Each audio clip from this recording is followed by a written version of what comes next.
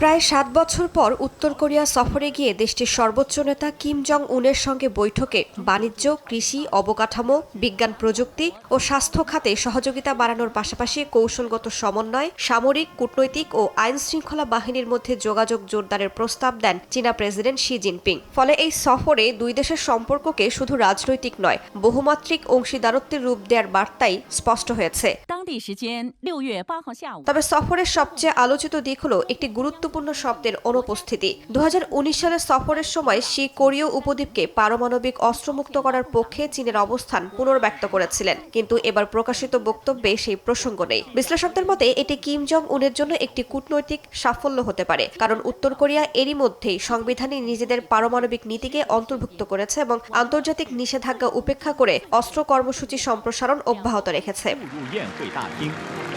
এই সফর এমন এক সময়ে হলো যখন চীন ও যুক্তরাষ্ট্রের মধ্যে কৌশলগত প্রতিযোগিতা আরও তীব্র হয়েছে এবং উত্তর কোরিয়া রাশিয়ার সঙ্গে সম্পর্ক উল্লেখযোগ্যভাবে জোরদার করেছে। ইউক্রেন যুদ্ধে মস্কোকে সহায়তা দিতে সেনা ও অস্ত্র পাঠিয়েছে পিয়ংইয়ং। আর 2024 সালে কিম জং উন ও ভ্লাদিমির পুতিন পারস্পরিক প্রতিরক্ষা চুক্তিও স্বাক্ষর করেন। এমন বাস্তবতায় শীর্ষ সফরকে অনেকেই বেইজিংয়ের পক্ষ থেকে পিয়ংইয়ংকে আবারও নিজেদের প্রভাব বলয়ের কেন্দ্রে ফিরিয়ে আনার চেষ্টা হিসেবে দেখছেন।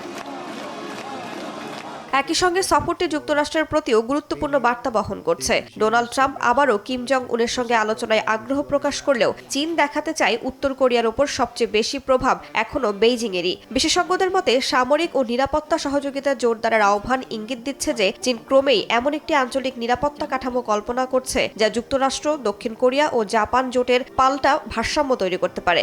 একই সঙ্গে উত্তর কোরিয়া যেন এমন কোনো পদক্ষেপ না নেয় যা পুরো অঞ্চলের স্থিতিশীলতাকে ঝুঁকির মুখে ফেলে, সেটিও নিশ্চিত করতে চায় বেইজিং। রাইসা জান্নাত, সময় সংবাদ।